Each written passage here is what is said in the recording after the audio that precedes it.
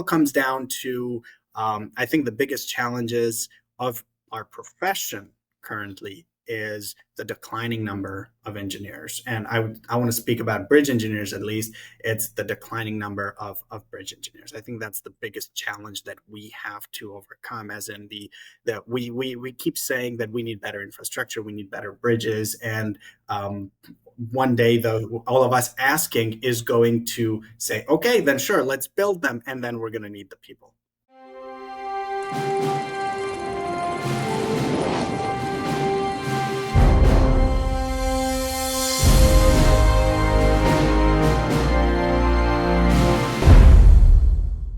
Welcome to another edition of the 21st Century Engineer. As you know, this podcast is designed for those mid-level and younger professionals and pre-professionals. And the intent is to share experiences of those who actually are in the same position or maybe a little bit ahead in their career. And this particular podcast is going to be, I think you'll find very fascinating. Tony Golopany comes from a unique background, has a very rich experience in the civil engineering infrastructure area. And I can't wait for him to share his life experiences and his professional development experiences with you. Tony, thank you for being with us today. I really appreciate your time. You want to expand on your introduction and explain to our guests who you are, what you're about, and what you've been up to, at least in a thumbnail sense? Absolutely. Thank you, Dennis.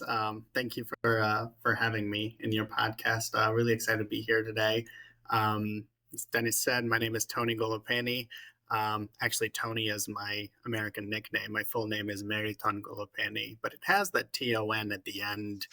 So Tony is what my friends used to call me back home, and then I just embraced it when I moved here. It makes my life a lot easier rather than having to pronounce my first name about 3 times before people can pronounce it correctly. If then, yeah, I had several graduate students from China, and before they came to the U.S., it was customary for them to be given an American name to use when they got here.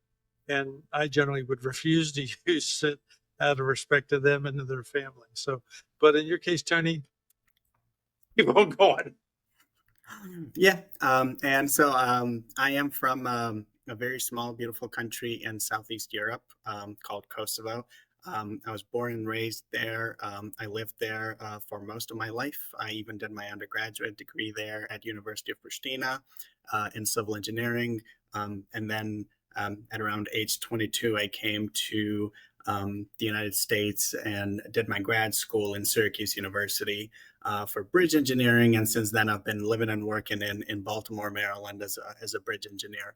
Now I work as a bridge engineer for EXP, and I've been here for about 4 years.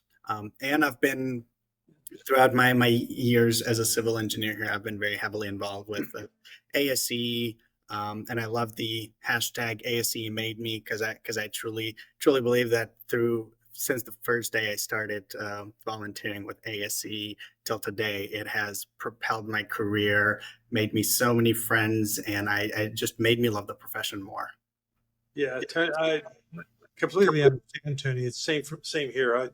I got involved with ASCE as an undergraduate, stayed involved as grad school, and then next thing I know, as soon as I go on the faculty, I'm student chapter advisor, and stayed in that position for 26 years, overlapping with my state service, my section service, my branch service, my national service, culminating in becoming president for 2022. So you can do the same. Yeah. Or not. It's up to you. It is a great organization, and I failed to mention at the beginning, but other than between us before we started recording, was the fact that you are one of the 2025 new faces of professional civil engineering, as defined by ASCE. So the organization has identified you because of your accomplishments and your professionalism as somebody who people should acknowledge and even look up to. And I congratulate you on that recognition. Thank you. Thank you. I certainly appreciate ASCE's recognition, and it is a very proud moment for me. The company that I work for, our Maryland section, who had their second new face historically only the second new face of civil engineering by um, uh, by ASCE, and it was 2 years in a row. Last year, the Maryland section also had an Right. ASCE new face, which was Alyssa, and Right. we've worked together a long time. So very, very excited, and my family and my parents back home are also very, very proud. So As they happily, should be. Yeah. thank you. That's great. And your company, as I recall, did not or is not currently working on the Key Bridge replacement. Is that correct? Correct. No, we Yeah. are not. Okay. For your information, I'm actually from the Baltimore area. Oh, wow. So yeah, I grew up in Hagerstown and or outside of Hagerstown. So, but I worked in DC for many years. Ran around in Baltimore a good bit too. So, Baltimore, the Orioles, the O's, yeah, uh, and even back in my day, the Colts. For those of you that are old enough to even remember that Indianapolis didn't have them first. So now the Ravens. Yeah, but it is what it is. Okay. Well, you started off by indicating that you spent the first substantial part of your life, what, 2/3, a little more, in Kosovo and in that area. And uh, that's an interesting area. As you say, it's a very beautiful area. It's also an area that's had some strife. And so I guess with regard to the Balkan conflict and how this impacted you and I guess the question ultimately is, do you consider yourself a refugee or do you consider yourself simply an immigrant? Um, I hate that word, but I use it all the time. Go ahead. no, that's fair. So one of my fun facts when I talk to people or when I'm in a room with people and we're all sharing fun facts is that I am technically older than my own country. So Kosovo, Kosovo gained their independence or our independence in 2008. Right. So to this day is the second youngest country in the world and the youngest country in Europe. So yeah, before that, there was a lot of conflict in the regions, especially the Balkan region. The conflict is a lot more recent than the rest of Europe. Um, and growing up in that time during conflict wasn't necessarily easy, but there was a point in my life when we and my family were refugees. So Kosovo at the time was um, under Yugoslavia, Yeah. which Yeah. is a country that doesn't exist anymore. And then Right. as Yugoslavia started slowly to break up and countries gained their independence, and I guess separate from Yugoslavia, Kosovo was one of them as well. And a lot of the separations didn't just happen, it wasn't a friendly separation. Most of them, it was uh, a conflict. It was a war. So To say, I didn't know you had this propensity for understatement. At the time when the war was going on in 1999, back in Kosovo, my family and I were forced to leave our country as refugees. We went to our neighboring country, Albania, which is essentially for the longest time and throughout all history, Kosovo and Albania have been one people, one language, one culture, and a lot of that region. Um, Albania was much bigger, but throughout a lot of the wars, it got much smaller and separated. So then we had gone back to Albania, and then we spent a few months there until almost half a year until I guess the conflict kind of eased out and the war ended at the end of 1999. However, after the war, we were all Kosovo was liberated, so we were all able to return to our country and to return to our homes.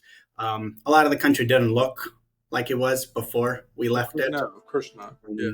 Um, but we had come back and we had rebuilt. The whole country had rebuilt together.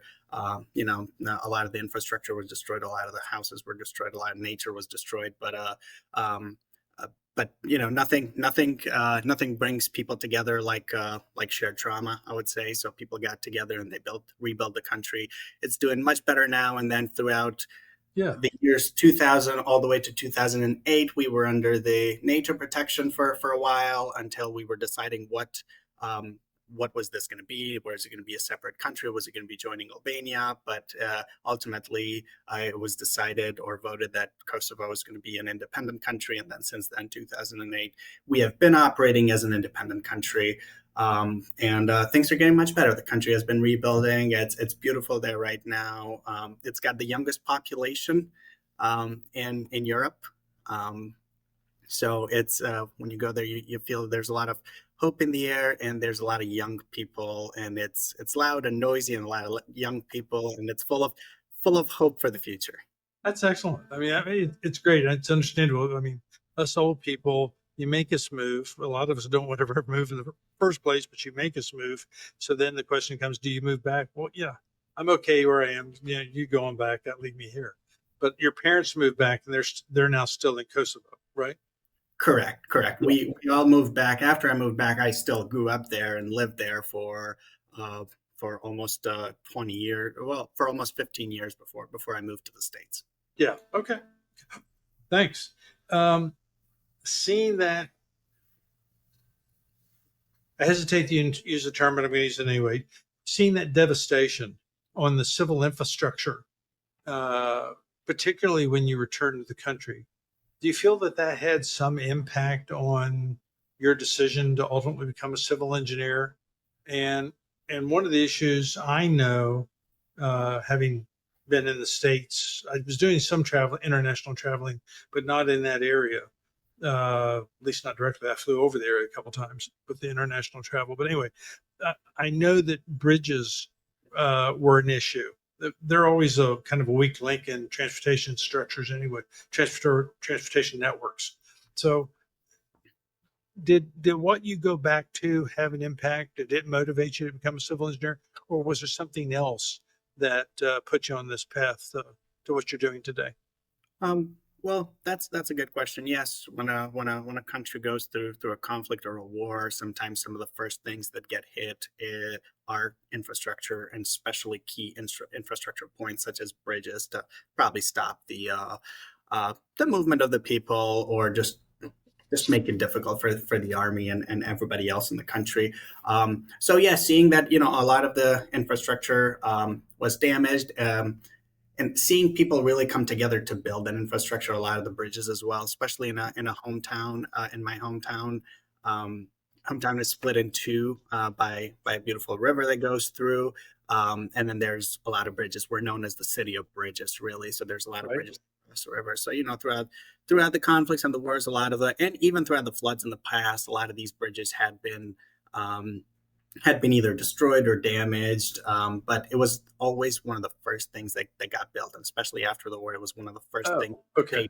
paid attention to, because it really connected the community. It was bringing the two sides of the city together. Without Right. those two sides, the city would be separated. So seeing that as a kid, and seeing how important it was that for everybody that the bridges are in order and the bridges are open and people could go from one side to the other, really had a big impact on me understanding the importance of the bridges. And even though I was a little young at the age at the time, but that was one of the first sparks. I wouldn't say that that was the first thing that necessarily made me want to become a bridge engineer, but it was the first spark. And then throughout the years and understanding what bridges and real infrastructure brings, that's where I understood really the meaning of good infrastructure and how important it is to the people and what it provides. And one of the main things is that I always like to mention is that our neighboring country,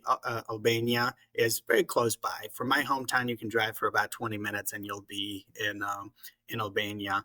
Albania is a very mountainous place, Right. and Kosovo is landlocked. So for us to get to the sea or to the beaches, we have to go through these massive mountains of Albania and then descend down to the beaches. And even though it is very, it is. If you're flying, it probably takes about 20 minutes to get there. But if you're driving, especially when I was a kid, we used to go to Albania a lot because that was our best way to go to the beaches and the ports. It used to take us about 12 hours to go to Albania, Oh, it's a very, very short distance, but it would take us about 12 hours because the lack of good infrastructure at the time in the region. So what we had to do is we had to climb every mountain, drive up every mountain, and drive down, and drive up and drive down until you get to the other side. And then when I was in high school, the region had invested in a big highway that was connecting a lot of the countries around. So then at that time, they built a very robust highway that was on bridges and on tunnels. Would Um, that be interstate quality, or would that be some just a good quality state aid or ordinary road, two lane no, road? it was interstate Okay, quality. okay, um, and it was built on these very high bridges, very beautiful bridges. The drive is gorgeous, and then you go through some of the tunnels that go through some very big mountains. That even sometimes the weather is different on the other sides of the tunnels yeah. because of how large those mountains are. And then it shortened the drive to only about 2.5 hours. Wow. So a 12-hour drive became about 2.5-hour drive. And me as a teenager, that's where I understood, wow, this made a profound difference in the region, made a great difference in the country as well. People were going on vacation more often, families were visiting each other more often. The economy was much better because now we had easy access to a port and the goods were coming in and out much easy. And that's where as an almost an adult, I really understood what impact good infrastructure can have and how it can change people's lives and a country's economy. Absolutely, and unfortunately, a lot of people in the United States have no hesitance in saying the vast majority of people in the United States will never recognize that because of the civil infrastructure that is in place and then generally is maintained. The ASCE, as you know, monitors that routinely, puts out a report every 4 years called the Infrastructure Report Card, and monitors whether it's getting better or getting worse in each of the segments. Transportation certainly being one component. As you mentioned, transportation is about connectivity, community to community, resource to resource, or resource to need. It's economic community development. It's quality of life. It's opportunity, and it really, the quality of that transportation system, the quality of that infrastructure really is impactful. And for me, it's the work I've done in China and Turkey and Ecuador and Zambia, even Tanzania to some degrees. Not the, but those are some of the countries where I've worked as a civil engineer, and you go from having almost no infrastructure. In fact, in Zambia, we used to drive through the fields because the roads were so bad. And bridges, find one. Good luck. Constantly fording the water. So that's really interesting, and it's interesting that you recognize that at an early age, and want to be part of the solution, wherever it is that you're applying the profession, applying the trade. You should be proud of that. That's good. Um, with all of that, you've worked on a lot of bridges. I've been told you have worked on over 100 different bridges. Uh, that could that's difficult to understand at your young age, but certainly there's a lot of different ways you can work on bridges. So, of all of the work that you've been involved in, is there something that stands out, some particular project that you've been on that you'd like to share with the audience that exemplifies the impact you have or have had? Well, the having worked on so many bridges, and as you said, there's different ways to work on a bridge. One of the main ways that or one of the main projects that I had worked on in the past is that we've done a lot of load ratings of a lot of bridges. So for those unfamiliar with load ratings, is that a bridge that was built maybe 50 or 20 or 30 years ago, we usually take the plans, or even 100 years ago, we usually take the plans of that bridge and we create a full model, sometimes a full 3D model of that bridge, and then we simulate trucks going over it. To see if that bridge is still safe for the trucks. And given that the trucks are different today than they were 50 years ago when that bridge was designed, and also with the permit trucks and the military vehicles, we want to make sure that those bridges can still take that load. So that's I've done a lot of load ratings across a lot of the states in the U.S. That was one of the first projects that I started when I started working. South Carolina was doing a load rating of almost every single structure that they were working on that they had. So I had worked in my first year. I had modeled 50 different bridges in a software, and we had run load ratings of them. Um, Okay, that's how you're churning them out. Okay. so there was a lot, and I have to this day I've still never been to South Carolina, but I have had the chance to look at the plans of almost every bridge that they have in the state, and we have modeled in 3D. So I could tell you by number which bridge what is and how many girders it have, but I've never been to South Carolina. Yeah. Yeah. um, but that But was how those digital twins you've created give you a good perspective of whether they're going to work, and if they don't, what has to be done to make sure they work. So yes, exactly. well, So that was, that um, keeps people safe. I mean, and I know. Well, let's spin down to that. When you do the load ratings, what kind of environmental factors are you taking into consideration? I mean, certainly wheel load is part of the design construct. Number of wheels, wheel load, frequency, harmonics. But environmentally, you mentioned earlier the idea of bridges being washed away back home. Uh, we're not likely to see too many bridges bombed, but we have had bridges hit. I mentioned Key Bridge earlier. Uh, how many? What all the factors you're taking into consideration? What all has to be considered in determining a bridge is suitable for continued use? well, there's two factors for a bridge. One is the inspection that gets done, the hands-on inspection, and then the other one is the load rating. The two work together. One of the things that we do is that we really scour the inspection report to find out if this bridge has had any damage, if it has had any section losses, and then we try and model those section losses or damages into our digital twin model. And then in that way, we already know at what condition it is because we know that it's not going to be of the same condition as when it was built. Um, there might be a flange that is 2 inches thick, but if you go out in the field and you see there's some section loss, now we're down to 1 3/4 flange. So that's the one that we are modeling. So in Yeah, terms, we are load rating it and we're modeling it in the condition that it is today. yeah. Or it had a 3 inch overlay and now it's got a 6 inch overlay on it, and the additional dead load that additional road surface is providing. Uh, Yeah. and then you have the issues of cracks and corrosion and all of those environmental factors.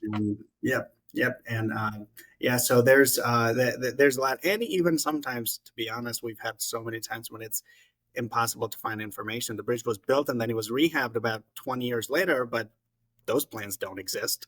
So Oh, wonderful. there's a lot of going into the field. We even have cases where we don't even have any plans for the bridge. The bridge is there, but we don't have any plans, and we have to determine whether it's good or not. Now we do a lot of that with testing as well, and going to the field and measuring things, and trying to do our due diligence and get our best engineering judgment out there to say whether it is safe or not for certain trucks or for certain vehicles. Um, but there's a lot that goes into it for sure. Right.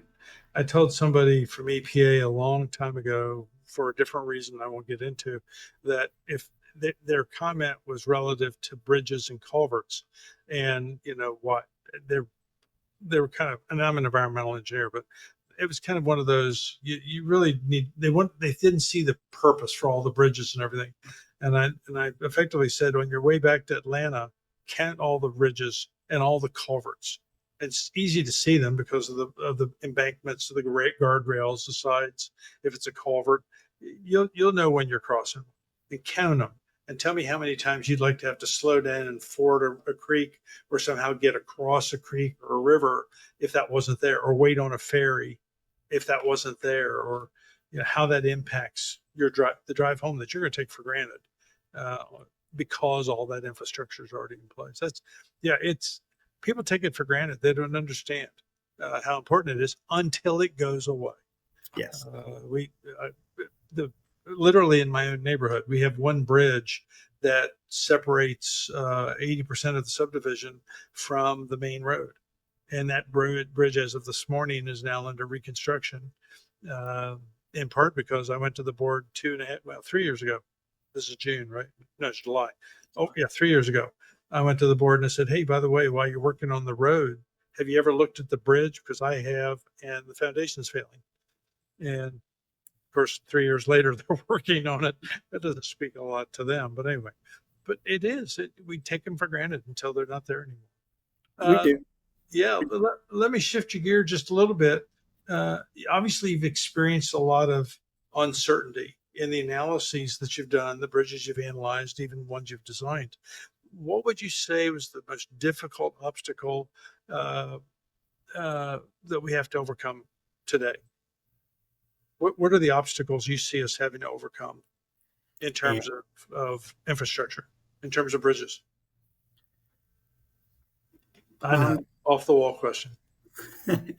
um, well, I was part of the infrastructure report card writing for Maryland, the bridges Thank section. you. Yeah, Um, good. absolutely. And we looked at a lot of the bridges and a lot of the conditions that the bridges have. I think uh, I think definitely a big major push. And in the past 4 years, there has been a big major push for a better infrastructure and better bridges and better roads, and that has come. Um, where I where I see that, and we're up for another wave because a lot of the work that we have done um, has not finished all the work that needs to be done. This Right. is a phase that's going to require probably another 10 or 20 years to finish everything that needs to be finished, or Yeah. it's never going to be finished because it's just a cycle at that point. What Well, we what 4 years to fix what 20 years, 30 years, 40 years allowed to decay is not quite enough.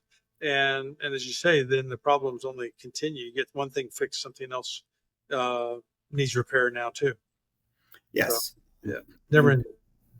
So I definitely think so. The major push that came and all the work that came with it was great. What we found out is that sometimes all the companies are lacking the people for the work.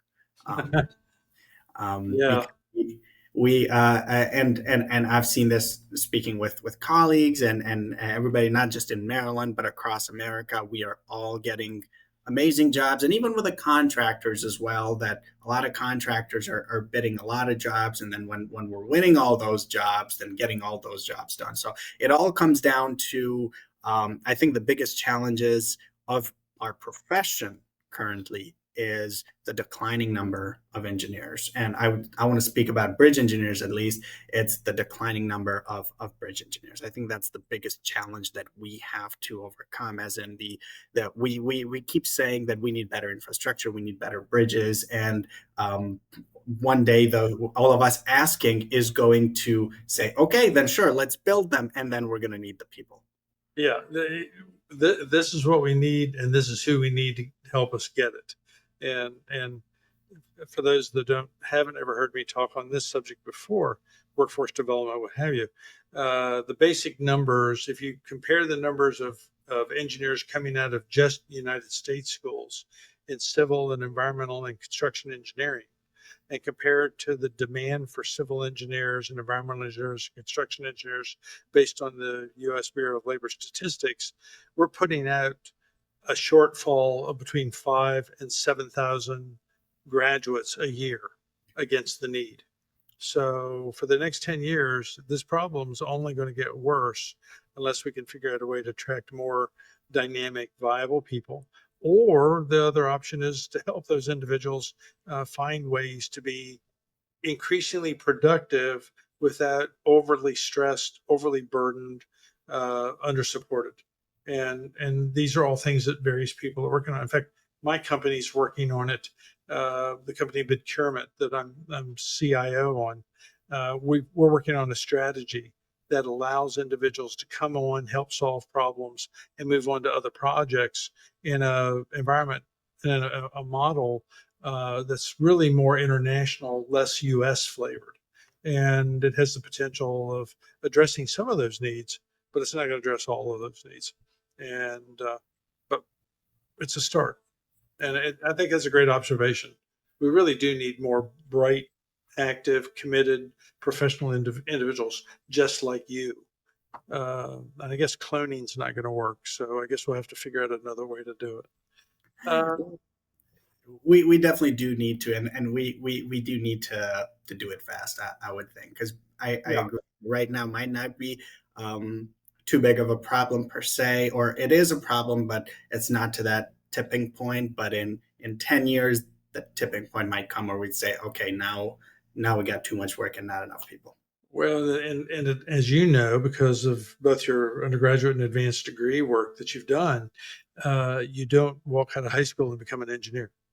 There's a lag there called college that's going to slow down the time from when you maybe have decided to become an engineer, presumably high school or secondary education, to when you actually even enter the workforce. And then there's licensure and a number of other factors that come to play on that. Yeah. I want to switch you back to another conversation. We didn't drill down too far, and I'm not trying to get too personal. I can imagine one of the hardships that you're experiencing is the fact that the family's back home and you're here. Do they get to come to visit you very often, or do you get back home to visit very often, or do you just do a Yes. lot of Skype? No, I well, Because it's no longer around. well, I do try and call my mom every day after work. Oh, good Um, for you. the 6 hour difference is a bit hard, but by the time I get out of work around 4 or 5 p.m., it's about 10 or 11 p.m. Right, over. right. So right before they go to bed, so I just do a quick check in with my mom and see if everything's good. Spend some more time talking to her on the weekends. But yeah, I am very close with my family, and I try and call and talk to them as much as I can. It is just me who is here. I have an aunt that lives in Vancouver, Canada, and I think that would be my closest family relative. Um, Even It though might it's be pretty old. That's the other side of the continent.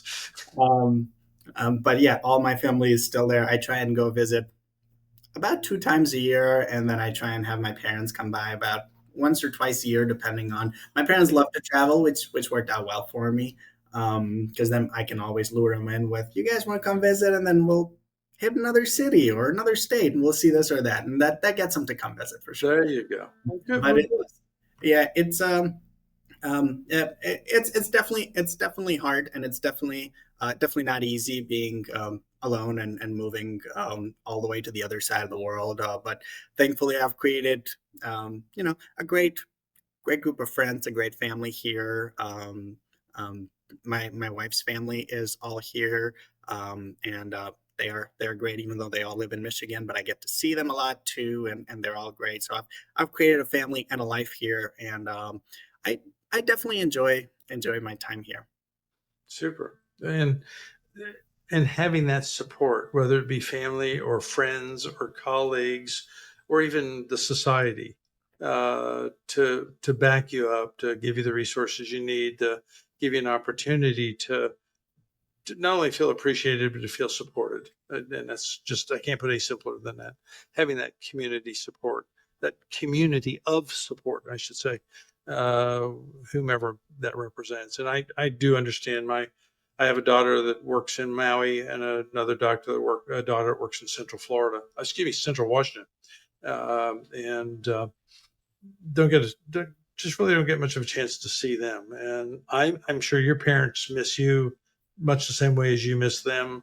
And the advantage that you have is that they're willing to wait for an 11 o'clock phone call as opposed to expecting you to get up at 3 o'clock in the morning and check in. Yeah, and one thing that I want to add is that it used to be known as the immigrant mentality.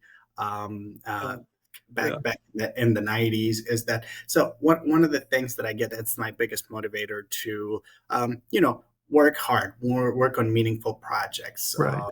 quote unquote become somebody, and that is the fact that I have left everything I know back home. I have left my family over there, and I've come to this new country. So in a way, I've come here. It is now in a way my duty to work hard and contribute and be somebody.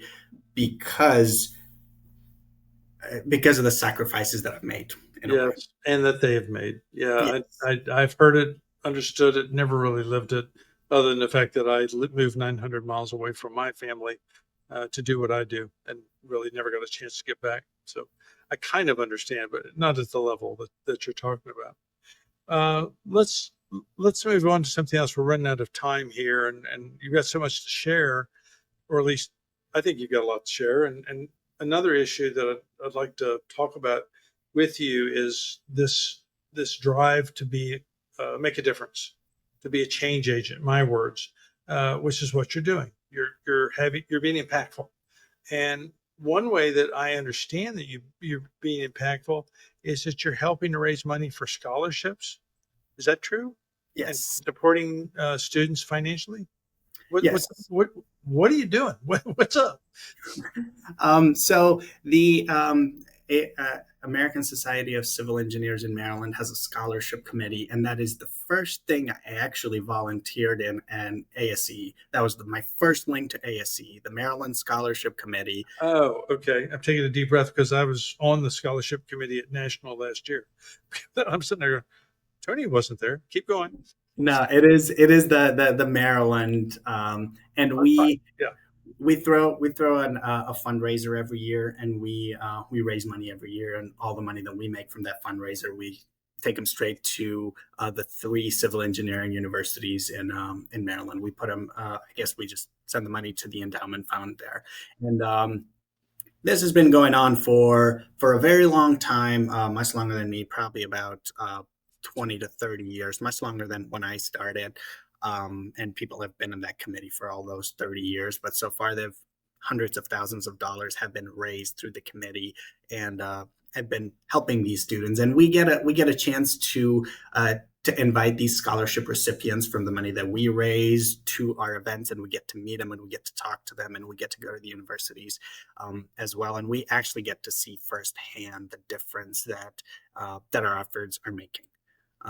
And I guess that's one of the ways that I've helped raise money for students. Another way, I serve in the Structural Engineering Institute Young Professionals Committee, and in that committee, we give out scholarships for students and for young professionals to come to the structures conference every Right. year. So I Right. was one of the recipients a few Oh, years ago, and then that's where I learned about the committee, joined the committee, and try to contribute and help on that way as well. And coming from coming from a small country that wasn't very developed and was still rebuilding itself, I needed the help to get the education that I have today. So what a better way than to honor that and thank all of those people who had helped me in all those organizations than by giving back. Same with my undergrad and my grad school. I went through scholarships for both of them, without which I don't know if I would have been able to graduate, especially not in the United States, where the cost of living or the cost of everything is maybe 10 times higher than what it was uh, yeah. back in my country. So that had helped me a lot. Scholarships in Syracuse University and some of the internships that I've done, have really made me value those, and I really do want to give back. And this ties all the way back to bringing more people into the profession. If we want to bring more young civil engineers into the profession, let's help them. Let's make it. It's easy to tell somebody, yeah, become an engineer, but you're going to graduate with tens of thousands, if not hundreds of thousands of dollars in debt, and then they have to pay them back. So helping with scholarships, helping these people is the way we get back to the profession and to the community. Yeah. The I was in a conversation a long time ago now. Well, not that long, but long enough that let's put it, you weren't in the country at the time. Uh, and the individual was arguing that associations, societies, groups really didn't need to worry about scholarships anymore because universities were doing all this fundraising. And I'm going, and that A means you have no concept of what the fundraising is going to and how it's being distributed in academic institutions.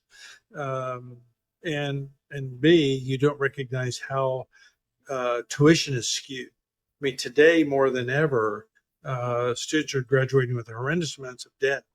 And so, if nothing else, the scholarships helps to offset the amount of debt that they have to take on in order to get an education. And that burden is something that a lot of people just don't understand and Yep. really don't support. You know, if you want to be an engineer, that's your burden. Don't worry about it, kind of thing. And not realizing, well, no, as you said, it's about bringing people into this profession so that we can be impactful and make your quality of life, not just ours, better. It's about doing the job that's got to be done, and that's tough enough as it is without having to figure out how to make all the bills, meet all the bills. Excuse me, make all the bills. You don't have any trouble making bills. It's meeting bills, resolving bills. Well, that's interesting. Thanks, and thanks for making that commitment, doing that, giving back. That again, I not to blow your head up beyond the width of the screen. That's, I think, another example of your professionalism, recognizing that you needed help. You have an obligation, feel an obligation to continue that help or return that investment. So I thank you for it. I know those that are benefiting from it do as well.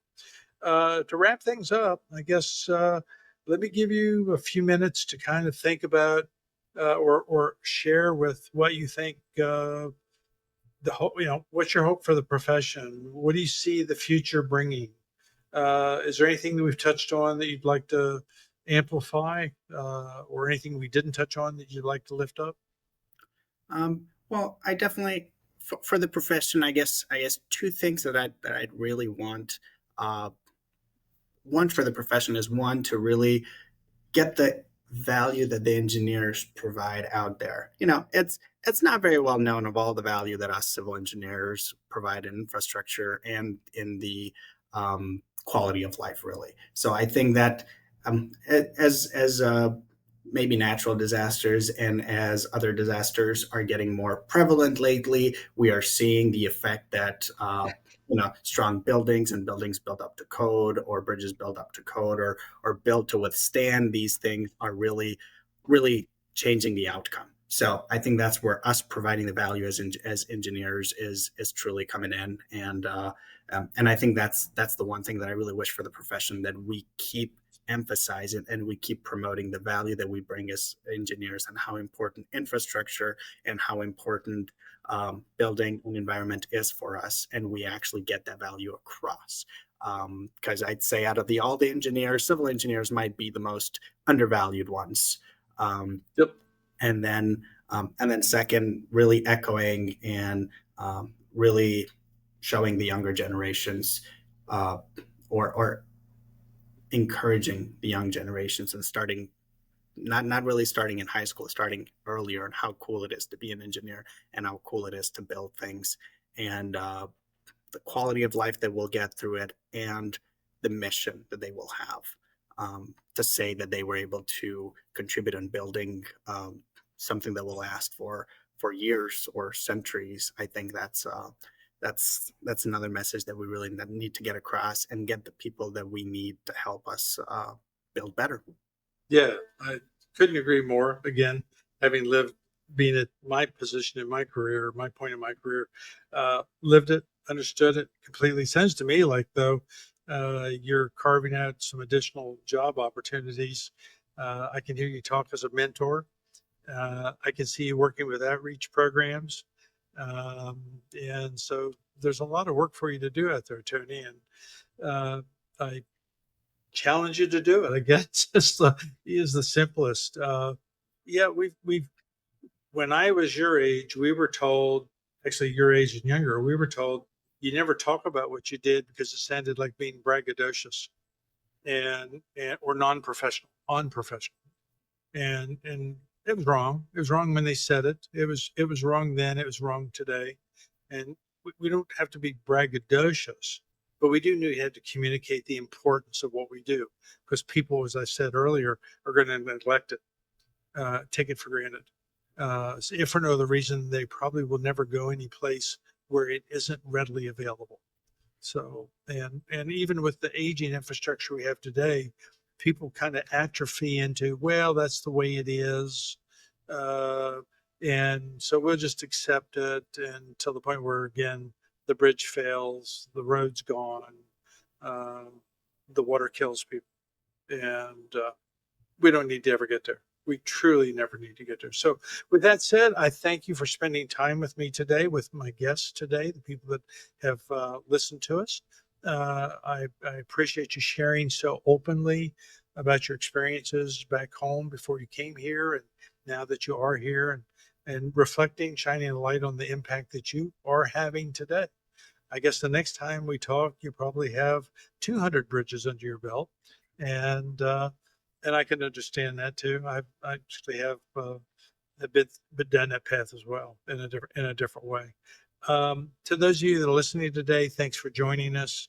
As I say all the time to everybody I work with, I hope the time you spent with us returns dividends. That the time you've invested with us, you find worthwhile. I hope that what we've shared with you in this conversation uh, has an impact on your life and helps you develop professional vision for success and impact. Go be change agents. And with that, until next time. Thanks for listening to the latest episode of the